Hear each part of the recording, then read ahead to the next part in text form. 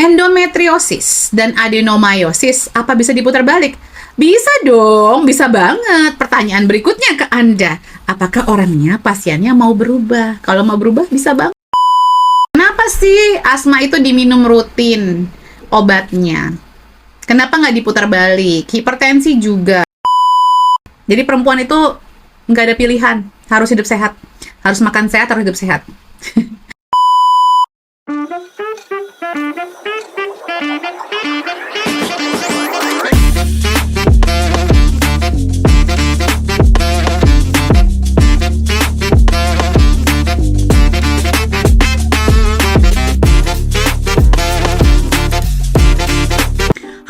Kembali lagi bersama saya, Debbie Jemery, your favorite naturopath, dalam segmen Tanya Sehat Debbie. Teman-teman, apa sih naturopathic medicine? Naturopathic medicine adalah ilmu kesehatan berbasis sains, di mana kita mencari akar masalah dari masalah kesehatan kita, bukan cuma gejalanya saja ya, yang biasanya dilakukan oleh tenaga medis alopatik. Nah, kalau kita tahu akar masalahnya, kita bisa memperbaiki kondisi kesehatan kita tuh lebih jangka panjang, lebih sustainable perubahannya dibandingkan cuman gejalanya aja dihilangin, belum tentu sembuh penyakitnya. Jadi teman-teman, belajar naturopati yuk. Terus kita berusaha menghindari obat-obatan kimia dan tindakan medis. Kenapa? Karena semua ada efek sampingnya. Pastikan membaca ya. Karena kan sekarang ada Halodoc, ada Halo Dokter. Dibaca aja, yang bisa bahasa Inggris bisa ke Mayo Clinic, bisa ke drugs.com. Selalu baca efek sampingnya. Nah, dalam medis ada istilah yang namanya if the benefit outweigh the risk, maka boleh dilakukan. Tapi kalau resikonya lebih besar dibandingkan manfaatnya, buat apa dilakukan? Ya kan? Nah, terakhir adalah edukasi. Kenapa kita itu, atau saya pribadi sebagai seorang naturopath, banyak memberikan edukasi lewat sosial media saya, lewat YouTube channel ini. Bagi teman-teman yang mau ikutan Tanya Sehat Debbie, bisa setiap weekend follow dulu Root of Life UK. Itu komunitas yang saya bangun sudah berpuluh-puluh tahun, lebih dari 10 tahun ya teman-teman ya, dimana kita bisa bertumbuh bersama, sehat bersama dengan cara alami ala naturopati. Nah, di sana, di Instagram Root of Life UK, setiap weekend kita akan membuka Q&A untuk Tanya Sehat Debbie dan Hoax and Real. Saya akan jawabnya di sini. Oke, kita mulai ya. Jadi jangan lupa untuk subscribe dan share video ini biar bisa bermanfaat bagi banyak orang. Mari kita mulai. Pertanyaan pertama. Sebentar. Dari Ratna Soraya 6, Bu Debbie, rekomendasi vitamin D3, K2 yang bagus apa selain jaga pola makan? Apa sih arti jaga pola makan? Dan pola makan itu nggak banyak ya hubungannya dengan vitamin D3. Makanan yang mengandung vitamin D3 secara natural adalah daging-dagingan yang hewannya diternakan di bawah sinar matahari, makanya makan rumput asli itu akan secara natural mengandung mengandung D3 dan nutrisi lainnya yang penting.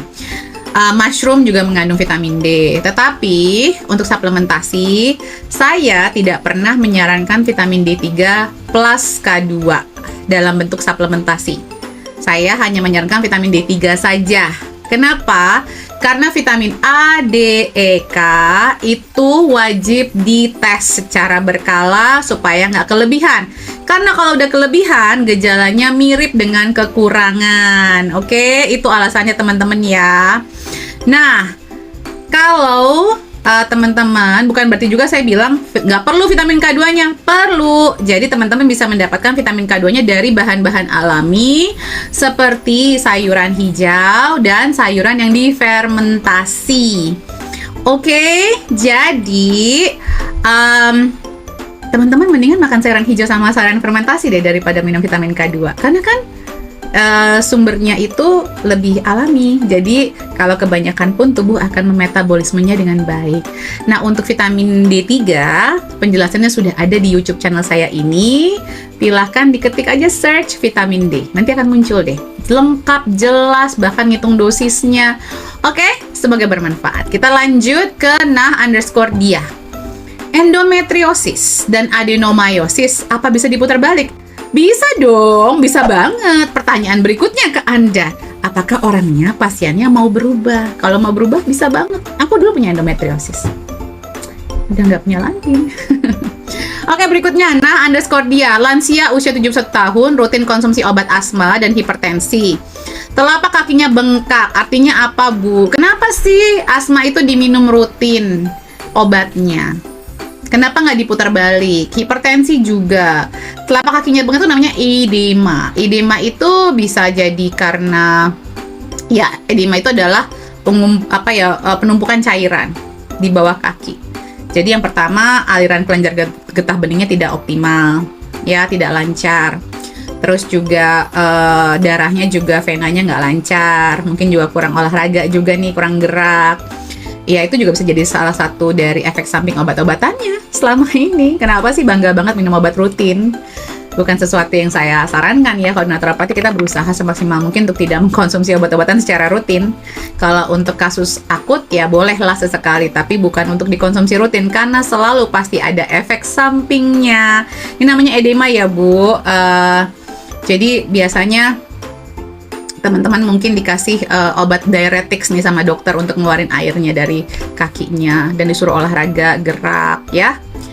Dari nah underscore dia, akupunktur untuk endometriosis dan adenomyosis membantu nggak, Bu? Membantu, tapi bukan berarti hanya akupunktur saja. Endometriosis dan adenomyosis ini adalah penyakit gara-gara kekurangan mikronutrisi, pola makan yang salah, kebanyakan estrogen, dan ketidakmampuan tubuhnya memetabolisme estrogen, dan juga kurang gerak, kurang olahraga. Jadi perempuan itu nggak ada pilihan, harus hidup sehat, harus makan sehat, harus hidup sehat. Nggak ada pilihan jadi perempuan itu. Berikutnya, Linda Chan 68. Budep, mastic gum sebaiknya dikonsumsi berapa lama ya agar sembuh dari bakteri Helicobacter pylori? 3 bulan ya, Bu. 3 kali sehari setiap sebelum makan. Dari Kiki Pravita, apakah vaksin anak perlu? Karena banyak berita seliweran, fact-fact buruk dari vaksin. Ada yang perlu, ada banyak yang nggak perlu. Tapi saya tidak akan membahas vaksin di open public seperti ini, ya. Itu jujurang bahasannya. Oke, semoga bermanfaat. Jangan lupa di-share. Salam sehat selalu. Sampai jumpa minggu depan. Mwah.